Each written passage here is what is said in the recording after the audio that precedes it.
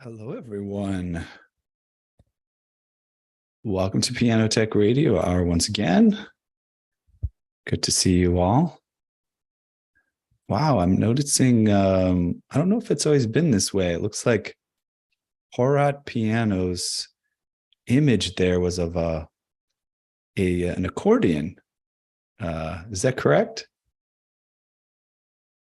Do you know how to unmute yourself? Let me see, ask to unmute. Maybe I'll give you a little. I can't remember what it was. The image, yeah, you had an image in place of your in place of your your Zoom image or whatever, your profile picture, and there was I think an accordion sitting on the ground and maybe a few others. Are you an accordion person as well? No, not at all. It's an instrument I saw in one of the museums that I visited. Okay, got it. Yeah. Very cool. I'm not an accordion person per se, but I got an accordion from my family a few years back for Christmas, as it happens, and I've had fun playing around with it. But I have not tried to tune it yet, and it needs tuning. You always think as a piano tuner you might be able to tune other things, and then you dive in and you go, okay, wait, this is a different beast. Well, good to see everyone here. Still having people shuffle in. So I'll keep letting them in, but we'll get rolling along and make sure we have time to feast upon the tidbits that I have prepared and maybe do a little bit of reflection on the year, a little bit of looking forward to next year. I think certainly everybody is probably feeling in a lot better situation than they did a few years ago, with the pandemic looming and everything. But don't want to make assumptions. We all have our different situations. But let me give an intro to what we're doing here, especially for the folks that are out there on Facebook and YouTube, maybe catching this for the first time. Welcome to Piano Tech Radio Hour. What we do here is we gather every Saturday to meet with and learn from the most fascinating and knowledgeable folks in the piano world, including manufacturers, rebuilders, musicians, makers of other instruments, and of course, piano techs. Our mutual goal is to become better at our craft, to help each other, and to create an ever more musical world together. Piano Tech Radio Hour is brought to you by Piano Technicians Masterclasses, an online learning resource that brings you cutting-edge instruction from piano industry masters without leaving your home.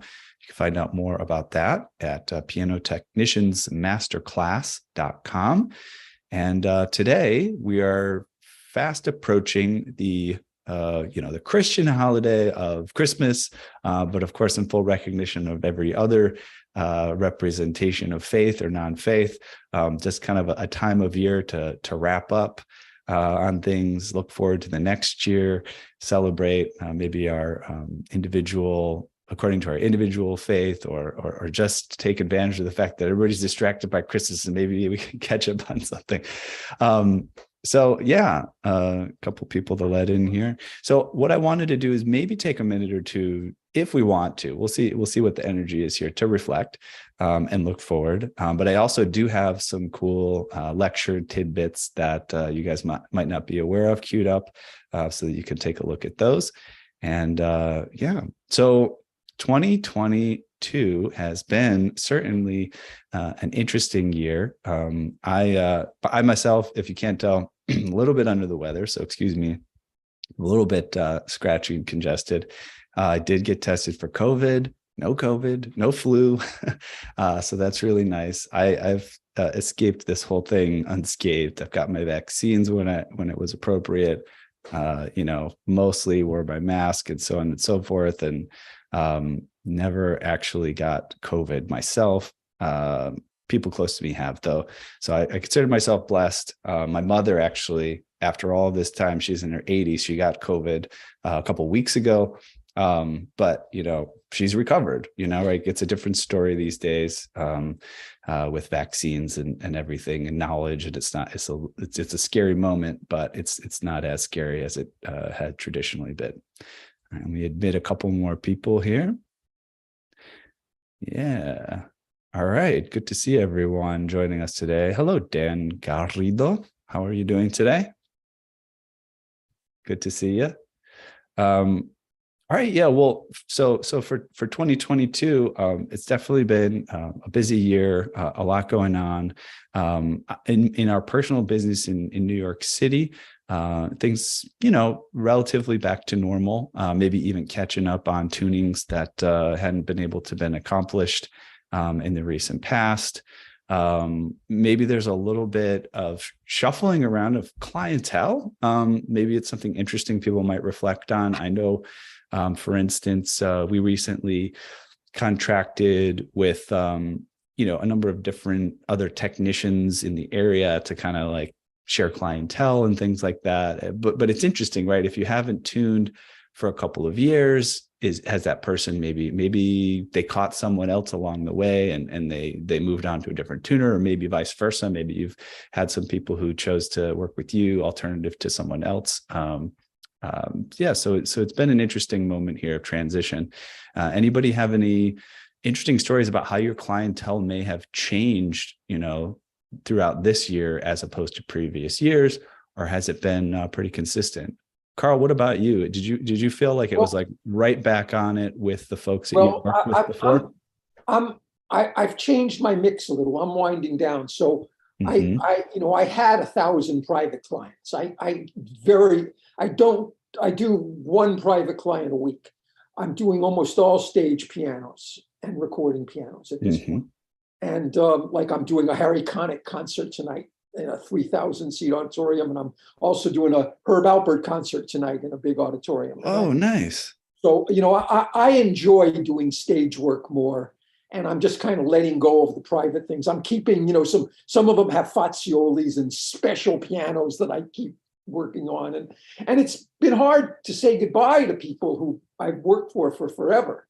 Yeah. But basically, I'm working less, but doing more high-end stuff. So that's what's changed for me.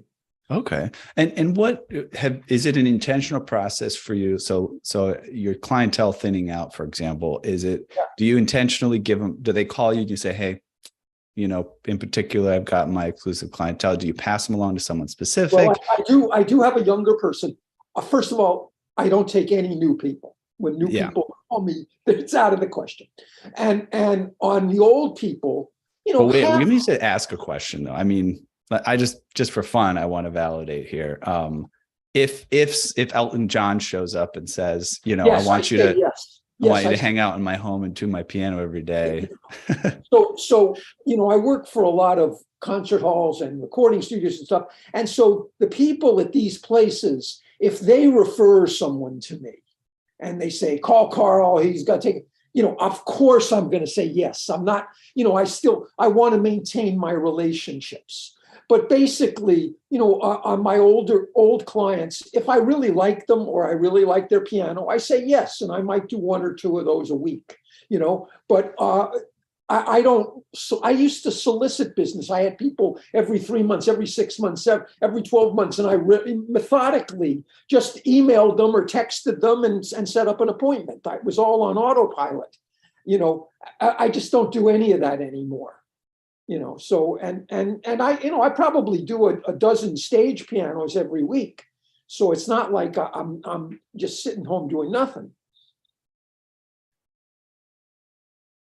I'm not hearing you for whatever reason. I think of a reason. I muted myself. That would be the reason. Try to keep the any background noise to a minimum while other people are talking. But sometimes that bites me in the butt.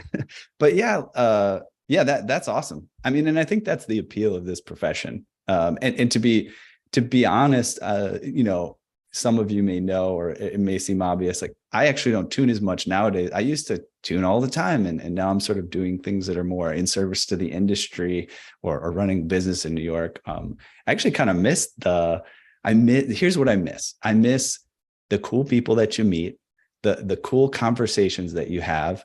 I miss getting an offer for tea and a cookie and a sandwich, and just I miss that so much, and building the relationships and playing the piano when you're done and somebody is like, whoa, like this is amazing, you're a genius. I think we have this profession where there's not a lack of gratitude, right, for what we do. I was talking with a friend recently who was in the construction industry. They would go in people's houses and, do home improvements. Now, listen, people like to have home improvements. Don't get me wrong, but they don't like having construction workers in their house for 8 months, and then it turns into 9 months and then 10 months. And they're just like, get out of my house. I don't want to see you. Yes, I kind of want this done, but I don't necessarily appreciate you. Like, you're kind of like in my space. But we get in people's spaces in a very friendly way. They enjoy it. And then, and there's a lot of selectivity. Even when I first started as a young piano technician, I remember being able to turn people down felt kind of nice. You learn that it's a little bit annoying. You want to be that person that could be there for everyone at every time. But it is nice to be selective and make those choices. And a lot of us do have that privilege. So that's a really good point, Carl. Well, and we're not like the dentist. People, if you go to someone's house, or you go to a stage, or you go to a recording studio, or you go anywhere, they're happy to see you. They are so glad that you showed up. I mean, there's so much goodwill to us as a profession. So, it's fun being a piano technician. I mean, I think. Yeah. I definitely agree. I'm starting to try to think to myself, what are the disadvantages? Like some are coming to mind, but I don't talk about them. Like, even don't go there. I'll say one, which came to mind immediately. And it was just one for me.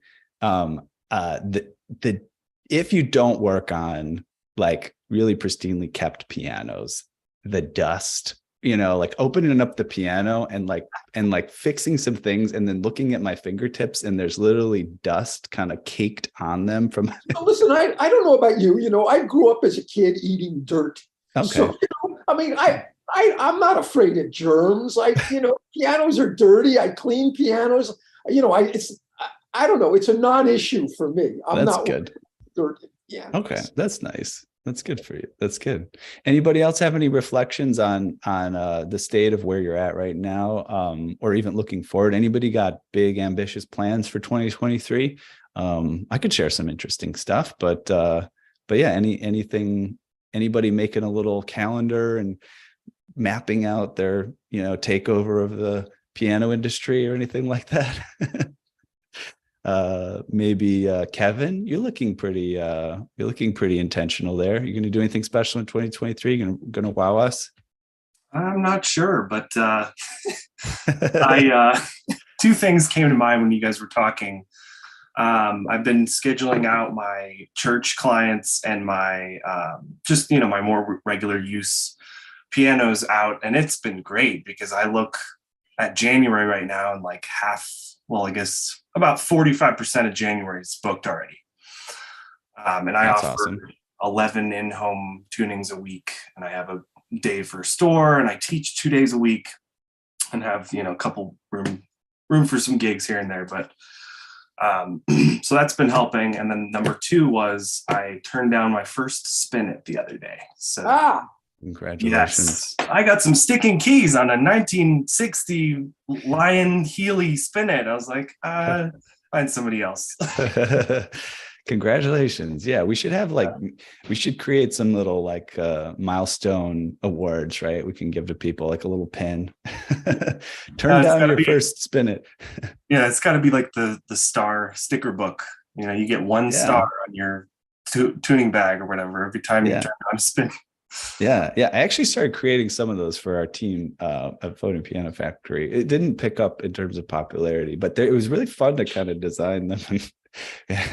I'm so glad that I've worked on bird cages, and I've worked on square grands, and I've replaced plastic elbows and plastic parts in Spin-Its, and I'm good. But I never want to do any of that ever again. Has its time and place. Yes, that sounds about right. May I ask Carl a question?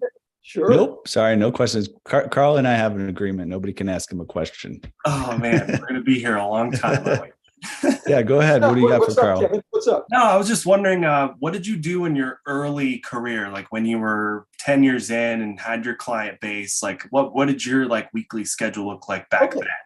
So when I started out, I started working for a store and doing the free tunings that they gave when they sold the piano, and then I started working for a Yamaha dealer and started doing the service bond ones and the service bond twos. And I would work, and I would drive 50 miles for a tuning. When I started, the stores paid me $12.50. This is 1972, and privates paid me $15. And I would work on any piano. So I worked on old uprights, I worked on spinets, consoles.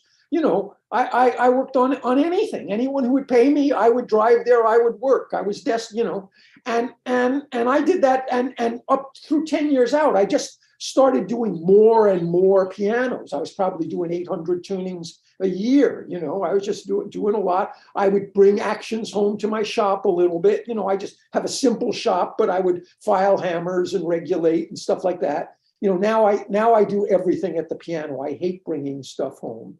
So I'm doing, I'm happy to spend a couple of hours extra at the piano, but I don't like to bring things home. It's like homework to me. It's a term paper. I don't want any term papers. But so I worked on more ordinary pianos 10 years out, and I drove a farther distance. But I was always kind of, it dawned on me, this is a business where, let's just say a piano tuning is $50. And you go in and you're planning to get $50, and then you say, but I could do a little something extra to your piano and get an extra $50. And then all of a sudden you got $100, and a certain amount of this business, certainly back then, was a cash business. And so I was like, I enjoyed making money as a piano tuner, and then I would say also for me, very early on, I figured out that commercial clients filled out your schedule. I started after 1 year, I got this gig working for Princess Cruises. I've now worked for Princess Cruises for 50 years. Okay. And that, those cruise ships are a sinecure. You do 4, 5, 6 pianos on a ship. You do them regularly. Once you get the piano settled down, it's really easy to do. So I've done that my whole career. And then I started doing things like hotels and putting them on regular programs, doing the lobby piano every 2 weeks, doing the bar piano every 2 weeks.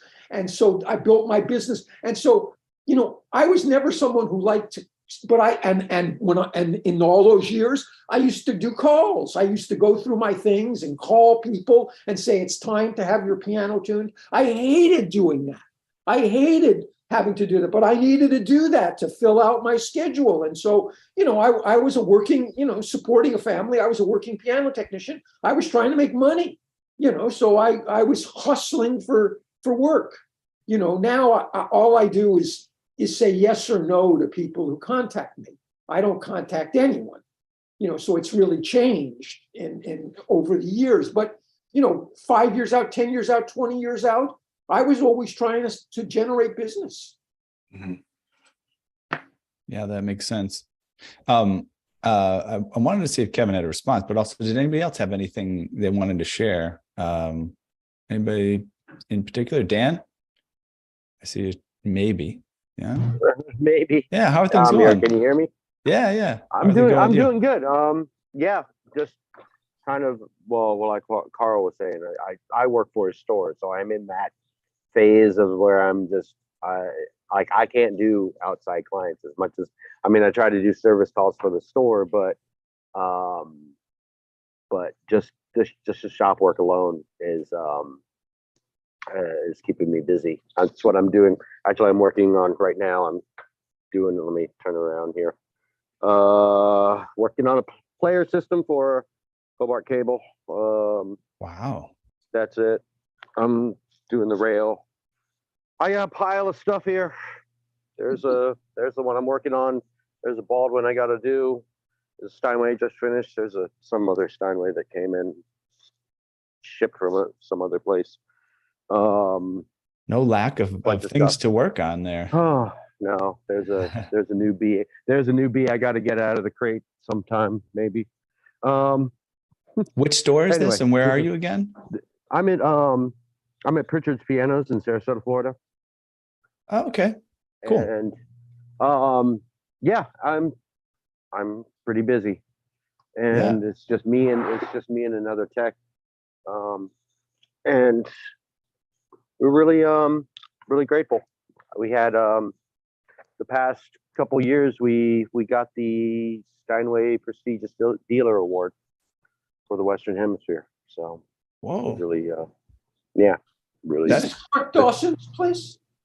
Clark Dawson. Yep, I work for Oh, Clark. okay. 'Cause I buy covers from you guys. Yep. Very cool. Yeah, well, I'm not involved in the string cover business too much. That's pretty much Clark's thing. But Clark is the owner of the store now. So took it over from Dave Pritchard. should we get Clark on the show? Is that something you'd be interested That's something in? we can do. He's actually going to be not really in the store much for the remainder of the year, but for come New Year, then he'll be around more.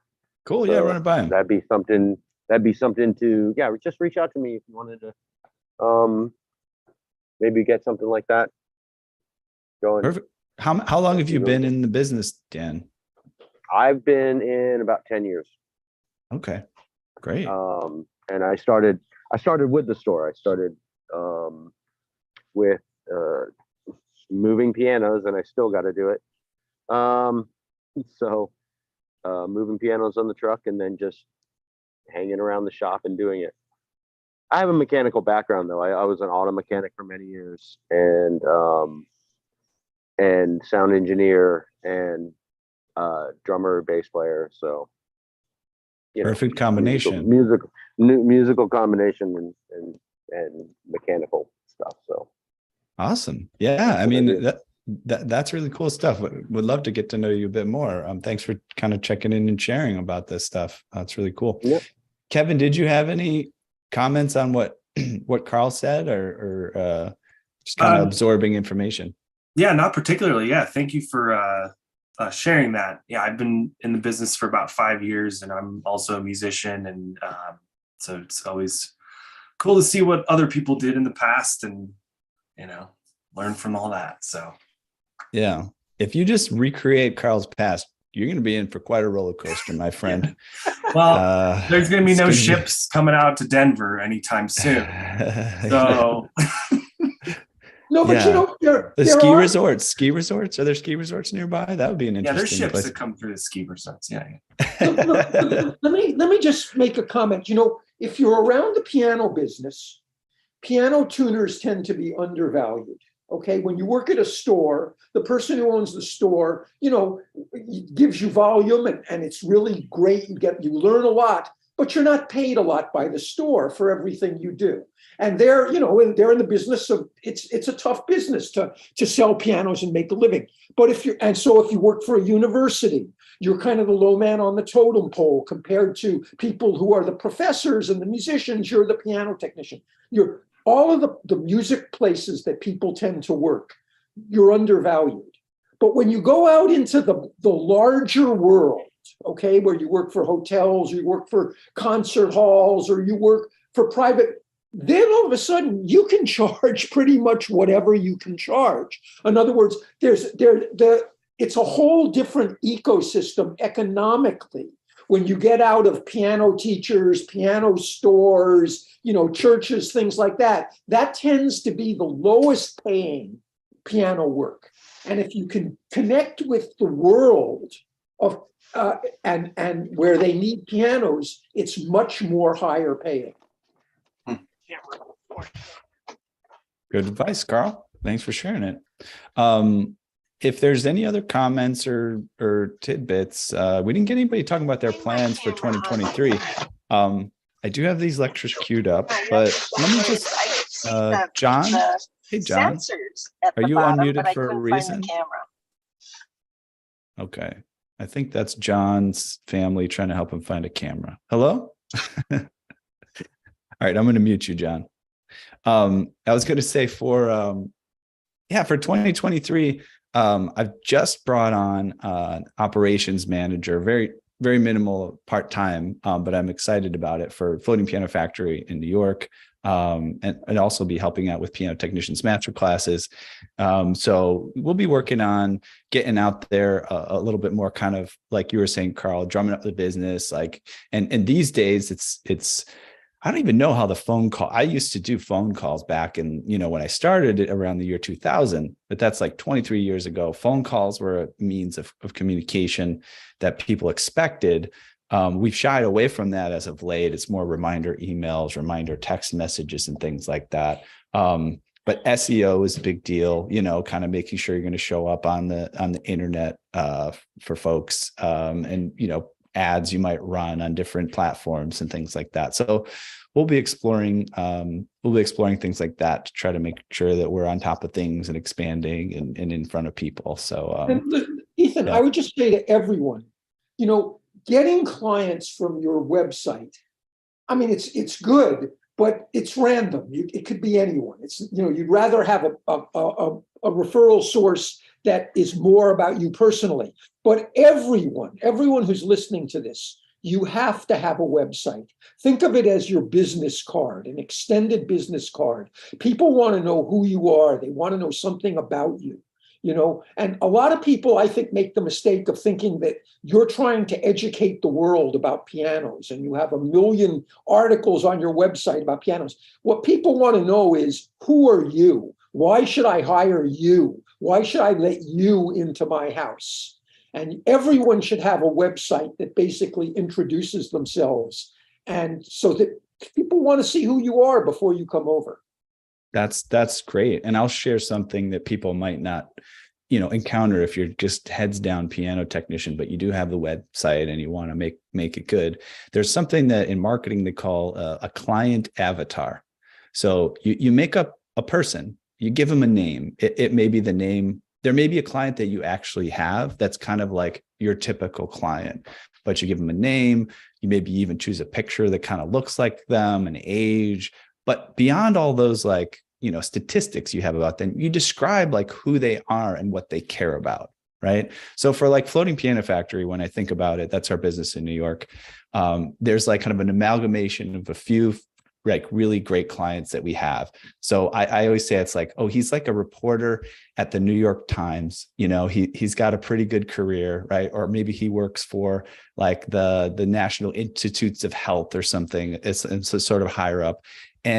But when he comes home, he loves to play the piano, and he plays it for like an hour a day or 2 hours, maybe, right? Just as his way of unwinding or just getting in touch. Probably takes lessons with like a great teacher in the city, because you can do that in New York City, right? You can find these amazing teachers.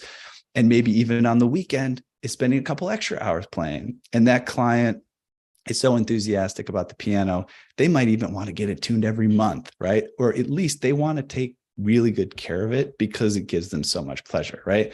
So, but that is different. That's a different avatar from someone else who says, I want to tune for, if they've got to play, they literally play at Carnegie Hall and I'm their home piano tuner, right? Or my client avatar is the person who manages pianos at Carnegie Hall. I want to direct how I'm marketing towards that person, right? So along with Carl's advice, you want to think, what's my niche in the industry? And no matter who you are, there's going to be something that's special about you, whether it's, the concert level stuff, the certain type of home player, the certain type of, sort of like a company that you would like to work for and things like that. I remember Carl and I had a discussion, I think it was a couple of years ago at this point, but talking about that avatar of the guy who probably manages the pianos at the hotel or the university or whatever. They actually, here's what they want. They want to never have to talk to you or deal with you, right? They just want it taken care of. And if you know that that's how you want to communicate with them, hey, I know you got a bunch of stuff to do well beyond making sure the piano is taken care of. If you work with me, it's going to be taken care of, right? Everybody's going to think you're amazing at that part of your job and you can take care of everything else, right? Well, that's how the way the person thinks. That's how you make your website, right? You make your website to kind of appeal to that type of character. Am I right, Carl? Absolutely, 100%. Right. Yeah. So it's something to think about beyond like, oh, what colors do I like? And, what kind of fun logo am I going to have? But like, who's that person you want to appeal to? Cool. All right. I think, a little content might be fun here. I got some good stuff queued up. So let's do it. I have a lecture here. Let me see if I make sure I've got it pulled up on the right place. A pretty awesome one that I don't know that we've shared much of. from Debbie Sear. We had in 2021, we did a bit of an online convention where we had several people come in and out and give some really great content. So what I've chosen is we may only get to one or two of these, but I've chosen, I think these are all from that convention. And this particular one, if you are a rebuilder, I mean, if you're super experienced at rebuilding and you know exactly what you do and you don't need any more input, that's fine. But if you're anywhere along the curve of like, I want to get into rebuilding, I've started getting into rebuilding, but I always make a bunch of mistakes and I'm learning from them every time. Like, this lecture is really great for you because it's Debbie Sear, who's made all the mistakes, basically, a teacher at North Bennett Street School. She talks about a grand teardown. So you take that grand piano, you're going to rebuild it. Here's all of the things you want to think of as you take it apart so that when you put it back together, you don't go, oh crap, where did this go? Does this go in first? Does this go in second? Do I have to do this or that? So I want to play a little snippet from that lecture because I think people will appreciate that one. And let me just double check. Oh yeah, I just got a direct message from somebody, so nobody had a comment. All right, so give me 1 second and I'll cue that up and we'll enjoy that for a minute or two. It'll be about like 10, 12 minutes. We'll check that one out. All right, and let's find the appropriate. Okay, let me make sure I got that queued up. There it is. And here we go. Go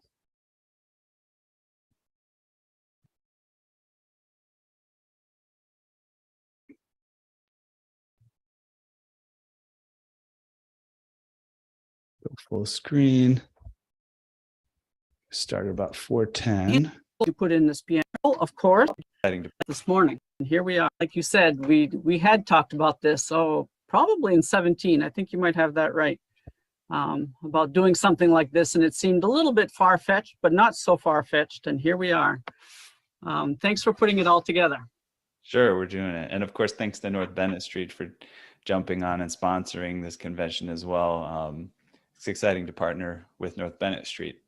Yeah, and we're excited too. We have our advanced piano technology students joining in. Hi to all you guys and the instructor as well. So exciting, it's great. All right, I'm Debbie, I'm an instructor. I'm also the department head at the Piano Technology Department at North Bennett Street School. Just a few words before I get started about North Bennett Street. North Bennett Street, for those of you that don't know, was the first vocational training school in the United States when it got started in 1885. Today we have 9 programs: bookbinding, jewelry making, locksmithing, violin making, carpentry, preservation carpentry, cabinet and furniture making, and then the 2 pieces of piano technology. Basic piano technology, which focuses on learning aural tuning, along with basic in-home repairs and regulation. There's also a component of business classes, because we all know that knowing how to tune is one thing, knowing how to establish and run your business is an entirely different thing. Advanced piano technology focuses on the complete rebuilding of grand pianos, along with in-home service and continued aural tuning. Just a note, if anyone is interested, next week North Bennett Street is having its annual open house on December 14, 15, and 16, Monday, Tuesday, Wednesday. It's virtual, of course, with department tours and interviews of instructors and students. Instructors and students are in person at the school. So you will be talking to actual people in the departments. The piano department open house is on Tuesday, December 15. You can find the schedule online at nbss.edu. And if anyone is considering applying to North Bennett Street, don't hesitate to reach out to me if you have any questions. And an exciting piece of information, North Bennett Street will be awarding $1 million in scholarships for this next year's class. That's for under 200 students total enrollment. I think it's like 160 or 170 students. it's a great time to consider it. My spiel is done, so let's get down to business. Let me share my screen. I want to ask you real Yeah. quick, Debbie, is there some sort of a link where people can sort of register to attend that The open house? the open house? Yeah. Yeah, I'm sure there is. I don't have it right on me, but I'm sure Okay. it's on the website. I'll look for it during the session too and see if I can Yeah. provide it. Yep.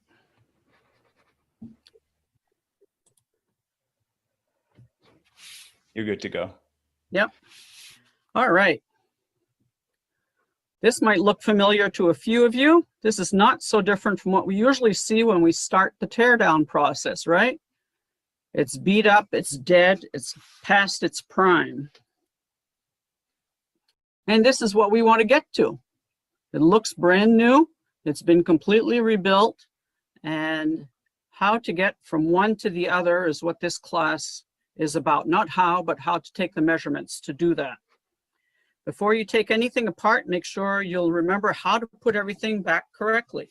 This class is a step-by-step procedure for disassembling and recording measurements in the piano. Having some kind of standard form is best. It'll be your constant roadmap from rebuild to rebuild. Here we have an old Word doc that was originally a typewritten and mimeoed template. I'm not sure how many of you even know what those words are, typewritten and mimeoed. And then eventually I put it on the computer as a Word doc. And Lewis, who is now the advanced piano technology instructor, has taken it even further, brought it even more up to date. But it's all the same basic information. You will get a link. Ethan will make sure that you get a link so that you can have this form. It's a 4-page document that you can record all your measurements on. Or I will send you a mimeograph in the mail. There you go. We'll see whichever. Nowadays, Excel also works well for doing this. And if you're in Excel, you can have tabs at the bottom. Here's the teardown sheet, that 4-page sheet that's a Word doc. You can also have a hardware checklist, your plain wire, your bass strings, your work done, your rib measurements. And we'll go a little bit more into that towards the end of the class. But you'll also get access to that form also. So, and this form is the one that has all the different checklists on it. Here we have a combination of both of those. It's a binder with tabbed folders. And this is something like what Lewis is using. So we've got the case, you've got the action, board and bridges, plate and pin blocks, stringing, work done, with folders to put your notes in.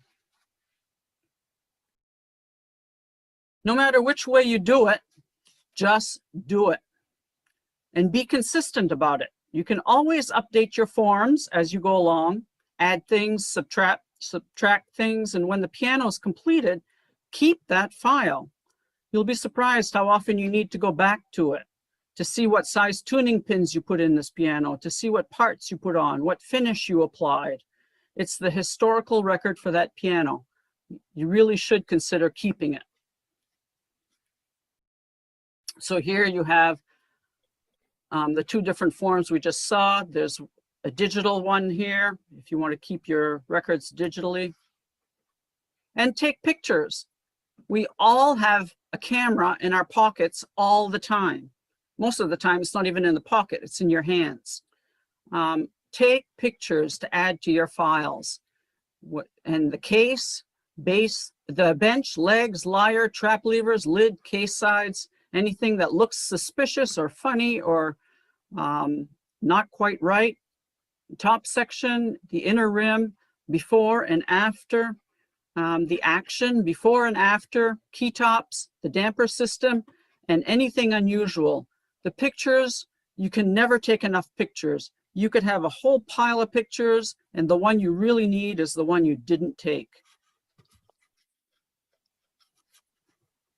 No matter which way you record the info, you'll need to have this info from the start.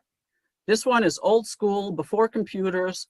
We would need to add email and cell phone on here, but the client's information, the date that it moved in, who the movers were, the date that the client expects it back if there's such a date, the date that it actually moved out, and who the movers were that moved it out.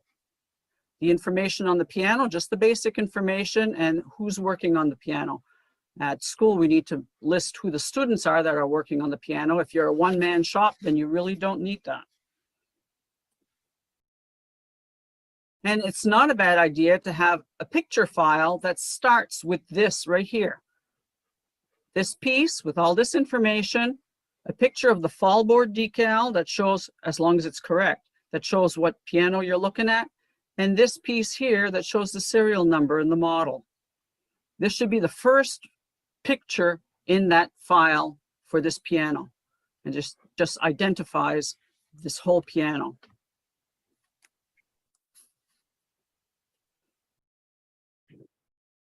The next section, and all these sections up here are all part of that form. They're all the little sections of that form. Disassemble and label the case parts. Note any missing parts. Is the lid there? Sometimes, most of the time, if it's coming in for a rebuild and it's not getting refinished, I don't want that lid kicking around the shop. I try to get the movers and the client to keep the lid at the client's house. Same thing with the bench. I don't need an extra bench in my shop. I find that if there's 2 benches, they multiply.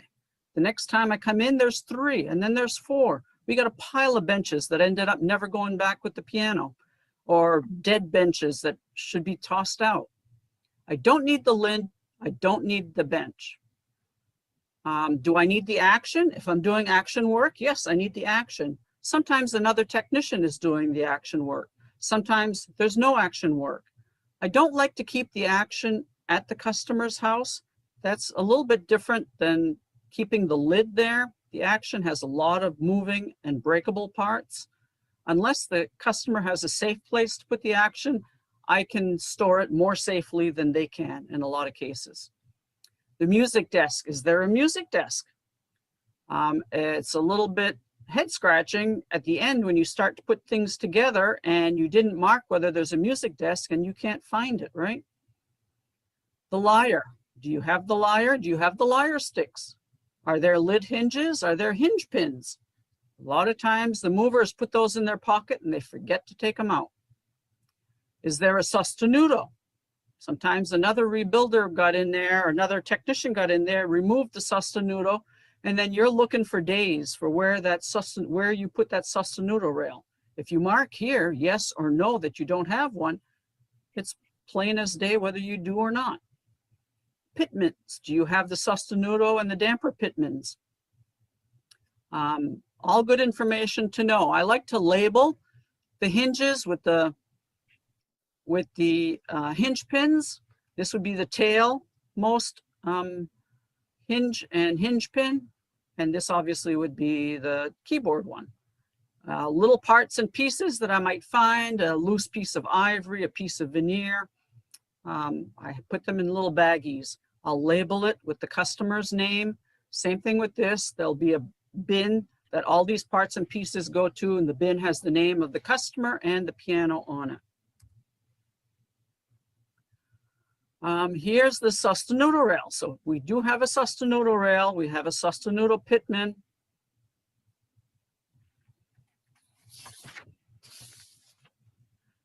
Pictures are priceless. Make sure you take pictures in addition to taking notes. Diagram or All right, so I wish I could show you the whole thing.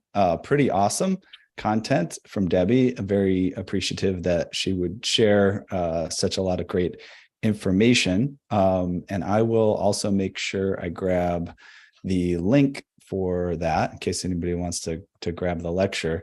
I'm just remembering how, recently I thought, oh yeah, you know what? I will I'll replace a headlight myself on my Prius, and I did it. But I have to say, there were a couple of moments along the way where, sorry, I'm trying to get this link. I got into it and I was like, am I going to screw something up here? Am I going to dig myself into a hole that I can't get out of? In the end, it was actually a relatively simple procedure, but I didn't know how to do it. Right. So you save yourself. Just a second here. All right. So here's the link to the lecture for folks who are interested. One second. All right. We'll put that into the chat here on Zoom if you're interested. And then also I'll go ahead and put that out for people that are checking us out on social media. And I think, we'll have time. I'm going to hop into another lecture with Fred Sturm about key work. So that one should be kind of fun as well. But here's the link on socials for folks who are interested in sign up for the lecture on grand piano teardown. Awesome. Yeah, so we'll get into one that Fred Sturm joined us for. Fred Sturm is also pretty well known in the industry. Also himself an excellent classical piano player. So we'll check that one out for a little bit. But yeah, just a little bit more on the rebuilding process. Like I've heard so many stories of this grand ideas that people have about a piano rebuilding project, and they get into it. And number one, the first time around, it takes 5 years, right? It just ends up being this project that sits in the garage because they end up hitting some type of roadblock or some type of confusing element. And also the stories of, I took on that big project and I looked back and I did the numbers and I think I paid myself about $1 an hour, when I do all the math. And so you can imagine a lecture like this could save you hundreds of thousands of dollars along the way in kind of stalled out time or time redoing things that you didn't know you were going to have to redo, or you didn't know you're going to make a mistake in the moment. So, yep, check that one out if you're interested. Did anybody have any other comments or questions, or are we interested in just checking out this Fred Sturm lecture a little bit? All right, let's hit it. I think it'll be a fun one. Give me one moment to load that up.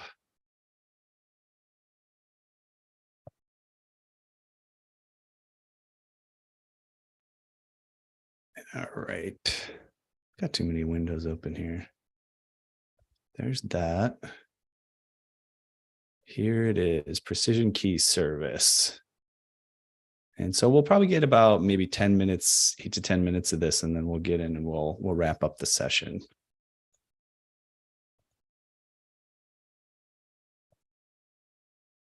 Okay, and hit the full screen.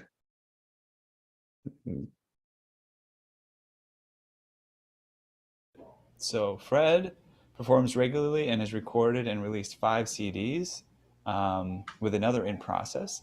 As a piano technician, he has worked since 1986 for the University of New Mexico on a part-time basis with a private clientele as well. Sturm's training has included the full 4 weeks of the CF Theodore Steinway Academy, 1 week of training with Shigeru Kawai, 2 weeks at the Sauter Factory in Spikingen, Germany, 10 or more national PTG conventions, and various other opportunities. So we'll welcome him to chat about what he would like today. Welcome, Fred. Thank you. Oops. Oh, come on. a dumb. There you go. Well, anyway, never mind. Here I am. Oh, by the way, Yeah, I'll say I'm, this in case you forget. You delighted said that you have to have this opportunity to see you all and to, well, not to see you all at the same time, but to be with you all over the world. I am going to be sharing work that I have done on, or protocols and techniques that I have done on actions at a university setting over a period of a couple, 3 decades. I think that any of us would recognize that when you're working on actions, you need to lay a good foundation. Start at the bottom and work up is the typical way that we speak of it. And so I'm going to be looking at how to do refined key prep work efficiently and at a very high level. The kinds of techniques that I did on keys of 100 pianos, and some of them multiple times, refined them over the years, and to make them more efficient, to make them a little bit better. The first segment of the class, I'll be talking about techniques for a fairly new piano in which the keys are reasonably tight on the pins. And I'll be demonstrating, in that case, on an upright piano and its keys. This is the kind of key prep that I would do in my university setting on every new piano that came along, but I also did it on any of the older pianos that had been there when I was already there, as long as they didn't need rebushing. In the second half, I'll be dealing with keys that are somewhat too loose. The bushings are too loose, but not so worn as to need rebushing, and I'll be demonstrating on a grand piano.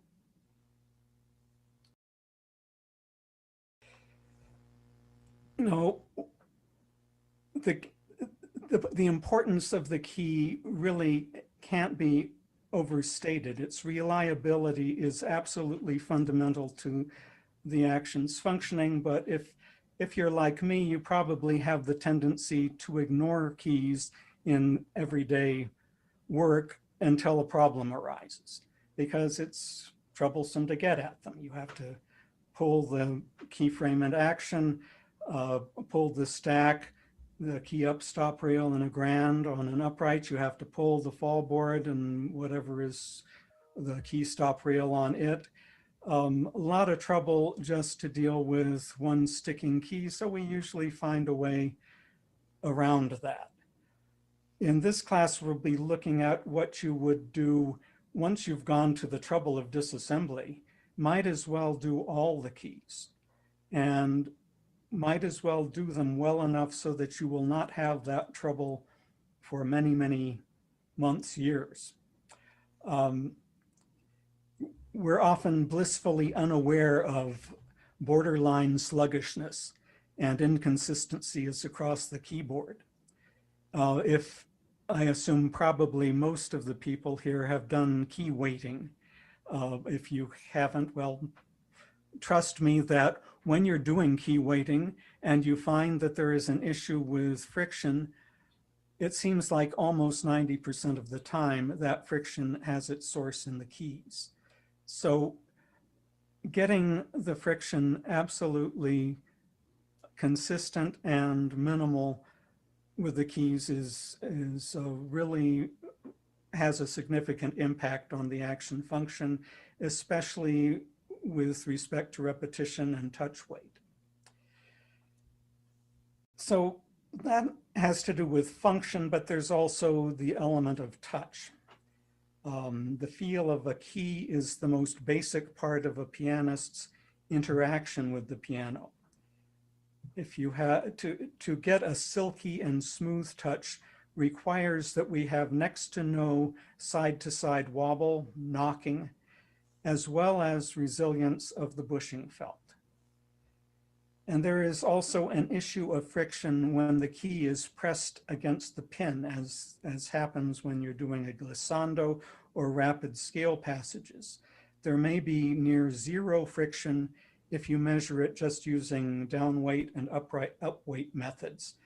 But the felted cloth of the bushing might almost feel like it is abrading against the pin if side pressure is applied. So lubrication is really a must. And it's also going to have an impact in reducing wear and compaction, so it'll make your work last longer. So what are we after with keys? We want good function and feel, and we want longevity. For function and feel, we begin by making sure all the key bushings and balance holes are consistently well fit precisely to their pins, and that the keys function freely with minimal wobble and knocking. We're walking a tightrope here. It needs to be free and have no wobble. So that's impossible. We try to get to the sweet spot where we have minimal wobble and almost perfect freedom. And for longevity, we'll apply appropriate lubricants to the various rubbing surfaces of the keys and the key pins to minimize future wear and compaction. The techniques we're going to use, we'll lubricate the key pins using a dry film lubricant, McLube 444, on the surfaces that are rubbed by the bushing felt. While we're at it, we'll clean the key bed. We will ream, this is in this first class, we're doing doing it on an upright. We'll ream the balance holes of the keys precisely to size and lightly taper them so as to eliminate any binding. And we'll lubricate the key bushings with Teflon powder, followed by ironing the bushing cloth to achieve a precise fit relative to the pin size. And this technique, as I said earlier, is used when the keys bushings are somewhere between about right and too tight. If they are too loose, we'll be dealing with that in the second section of the class, where we'll talk about reversing compression using steam. And finally, we'll apply some McLube 444 to the key capstans. So let's get started. We've got the action out. We'll begin by removing the keys a section at a time, placing them on their neighboring section to keep them in order and allow full access to the points we need to address. The keys should be lifted as vertically as possible to avoid elongating the balance holes.